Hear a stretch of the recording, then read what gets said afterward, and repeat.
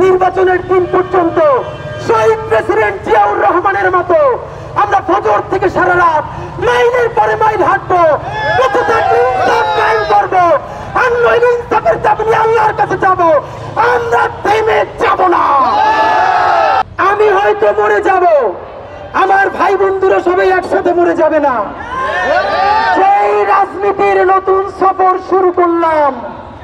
BNP, Jamaat Islami, NCP, আপনারাও একদিন আমাদের মডেলেই আসতে বাধ্য হবেন ইনশাআল্লাহ। প্রমাণ বলি, ইতিমধ্যে জামাত ইসলামীর আমির উনি ঘোষণা দিয়েছেন আর কোথাও যেন মোটর বাইকের মহড়া করে না হয়। অথচ আমরা 1 মাস আগে বলেছি মোটর বাইকের মহড়া দিয়ে আর রাজনীতি চলবে না। সুতরাং নয়া বাংলাদেশের রাজনীতি হবে, মাইলের পর মাইল হাঁটতে হবে। আমি আমার টিম প্রত্যেকের পা ফুলে গেছে, কিন্তু আপনাদেরকে জানাই, রিক্সাওয়ালার জন্য, ভ্যানওয়ালার জন্য, মৎস্যজীবীর জন্য উসমান হাদি ইনশাআল্লাহ কথা বলবে।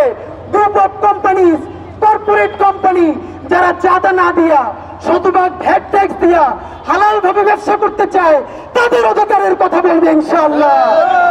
বাংলাদেশে আর কোন জুলুম চলবে? আমরা বেঁচে থাকতে জুলুমতন্ত্র আর এখানে কায়েম হতে দেব না। আজকে এই ভ্যান র্যালি দেখেন, সবার জন্য ভ্যানের ব্যবস্থা করতে পারি নাই।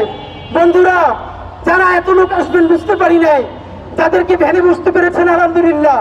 আপনাদের জন্য ভ্যান আমরা আস্তে আস্তে চালাই দিব, বাকিরা আপনারা আমাদের সাথে হাঁটতে হাঁটতে আসবেন।